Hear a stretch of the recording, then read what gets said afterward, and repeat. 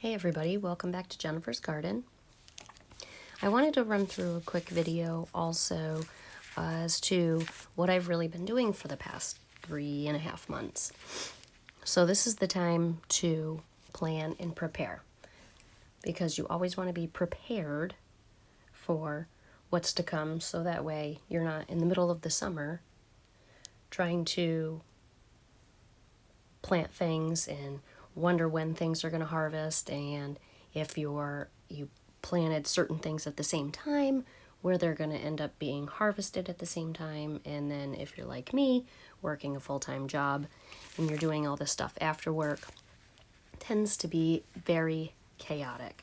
So this year I wanted to start planting some new things in the garden, and I wanted to plant everything from seed here at home and get things started and try to be as self-sufficient as I possibly can. So I just wanted to run through everything of how I did it this year. So I follow someone on YouTube, M.I. Gardener, and I watch a lot of his videos. He's very informative, he's very helpful. So I bought almost all of my seeds from him this year. So he usually does a seed launch the weekend after Thanksgiving. So actually I think it was the weekend before this year. Anyway, I was on vacation that week, so I was able to sit down and plan everything. So I went through and had some scribble scratched of notes. I went through his website to see what kind of seeds, what kind of plants I wanted to plant, and what kind of plants would work well in my area. And that's always something to consider too, if something's going to work well for you. Something may work well for, like, say, my sister who lives in Florida, but it wouldn't work well for me here in upstate New York. So I made a list. I figured out what I wanted to plant, and then I just went through. Everything's easier for me if it's in alphabetical order. I can't find everything on a bunch of pieces of paper, so it's just so much easier to do it in alphabetical order. So I went through, and you can see right at the top, started with acorn squash, beets, bell peppers, broccoli, Brussels sprouts, butternut squash, and I went all the way down. So I wrote down what it is, what kind of squash, what kind of acorn squash it was, and then how many days to maturity, because that makes a big difference. Like, say,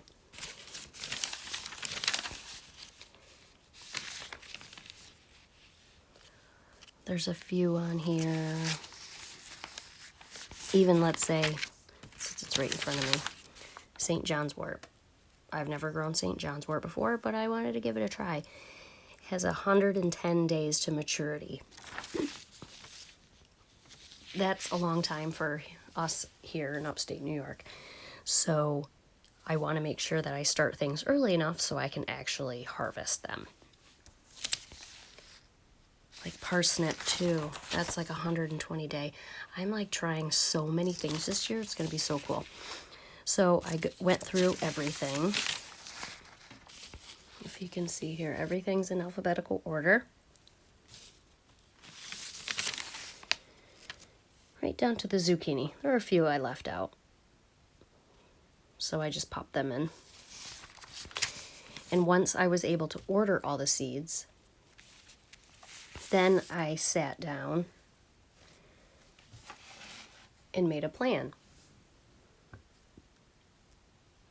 So I kind of drew everything out on a piece of paper. It's part of the planning. So my garden is 45 feet by 35 feet. Actually, I was going to do this ahead of time. And when you're planning to plant your plants, you have to determine where everything is facing. So my garden is a little crooked, so this is technically south over here. This is north. This is east. And this is west.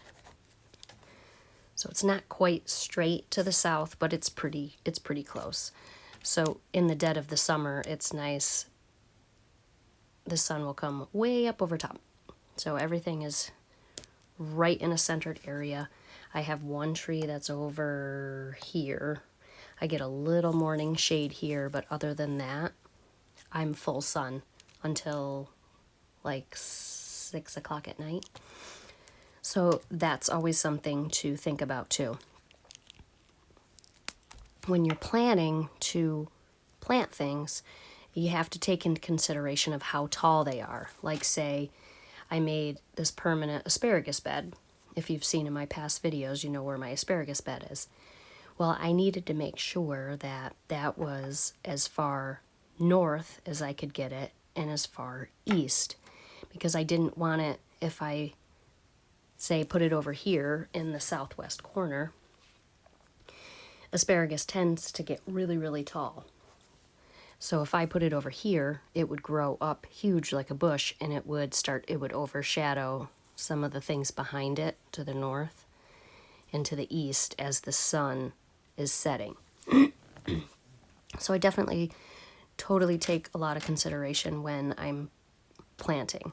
So taller stuff are going to be more in the northeast, or at least to the north, so that way they don't overshadow things in the south. So it's kind of like a rough draft, and when I actually go to plant everything, you know, I might move stuff around. But I wanted to show you too all the seeds that I got. So we have Kentucky Wonder. That's a green bean.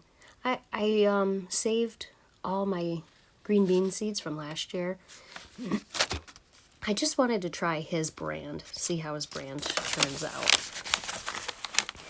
And as you can see, I have quite a lot. I'm not going to plant everything that's in every packet. So that's what I want to make very, very clear. You can buy a packet of these, like green beans, yes. I'll plant everything. But like the broccoli, there's 300 seeds in this packet, approximately. I'm not going to plant 300 plants. So I'll plant some and I'll save some. So I have green beans, beets, broccoli, Brussels sprouts. I got 2 different kinds of cabbage, white and red, cauliflower, a couple different kinds of carrots, 2 different kinds of celery. That's going to be exciting. I've never grown celery before, but we'll see how it goes. Chamomile, chives, cilantro,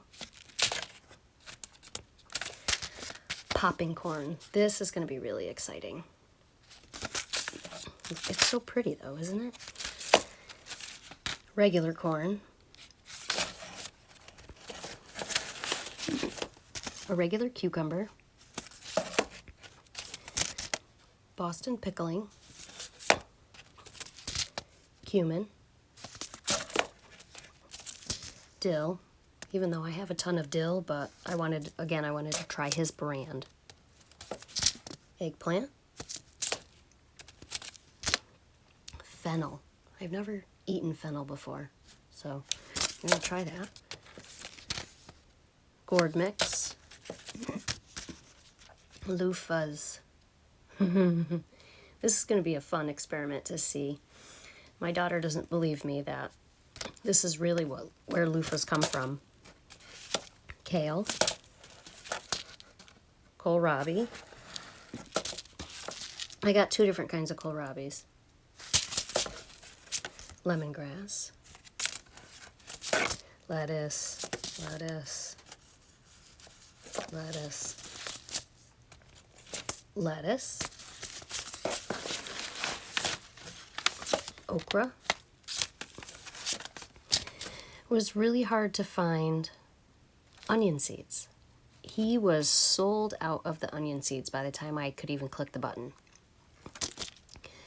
So I had to buy some onion seeds from a couple of different places. I got the sweet Spanish from him, so that's a white, but he didn't have any reds or yellows left. So I had to resort to going to other sites. No big deal. But with the onions, it's really important to figure out if you're a short day or a long day.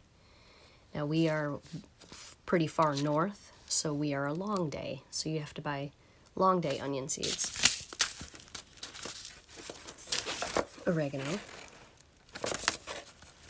parsley, parsnip, peanuts. I'm so excited to grow peanuts. Then we get into the peppers, banana pepper, a regular bell pepper. These are supposed to be giant peppers. We'll see. Jalapenos. And then the pumpkins. We'll see how many pumpkins we get. Radish. I'm going to try rice. Rosemary. Sage.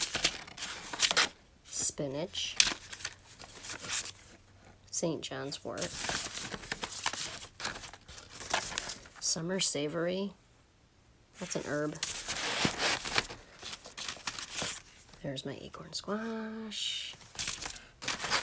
Spaghetti squash. Butternut. I apparently thought I didn't buy any butternut, so I ended up with 3. Swiss chard. Russian tarragon. That's another herb. Thyme. Tomatoes. Tomatoes. Tomatoes. Tomatoes. Triticale. That is it's a form, it's in between a wheat and a rye. We'll see how that works. So let's just claim it's like wheat. Watermelon.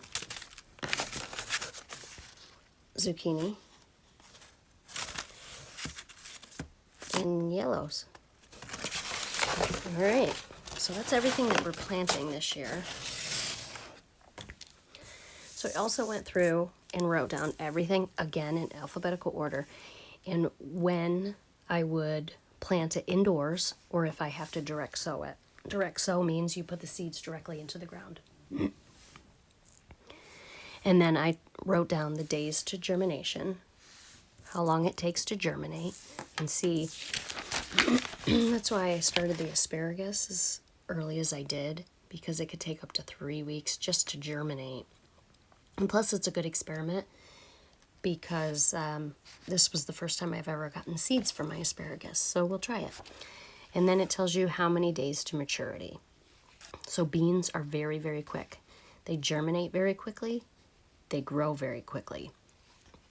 So that's why, like, green beans and beets would be a direct sow, because they have, see here, they have 55 day. They don't take very long to mature. So that way I kept everything nice and neat. Everything's in order. I put a P next to it. That means it's a perennial. There's a couple P's for perennials. And another page.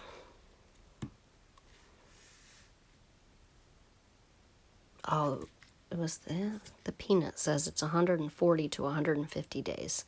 I don't know. This is going to be a good experiment. Lots of experiments this year. I guess that's how you learn, right?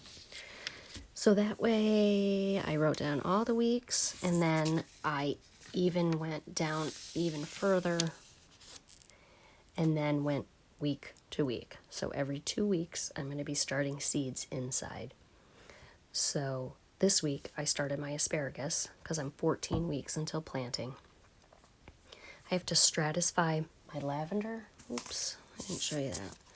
I bought lavender, and this is a perennial. So I have to stratify it, cold stratify. That means I have to take the seeds, I have to put them in the refrigerator for a week, 2 weeks. I usually do 2 weeks before I plant them, because it just gives them a chance to get that cold snap as if they were outside in the ground. So we'll do that. And then as we go, I will plant away. But I like having this plan, that I know what is happening and when it's happening. So that way I'm not 2 weeks till planting time and I went, oh no, I didn't start my celery. Shoot. Because celery takes a really long time to grow. Or onions. I'm starting onion from seeds. That's going to take a very long time. And plus onions, I'll plant them into the ground earlier. So it'll be before, like usually the last frost date in my area is the 2nd to 3rd week in May. I will put the onions plants into the ground a little bit before this. So that you also have to take into consideration too. Or like peppers, they take a very long time to grow. So we'll start them inside, so that way when you plant them, I usually plant after Memorial Day weekend up here. That's a pretty tried and true. You wait till Memorial Day weekend or that week, good to go. And that way it'll be nice and hot and they can grow really, really nicely. And along the way, when I'm watching YouTube videos, I'll just take notes.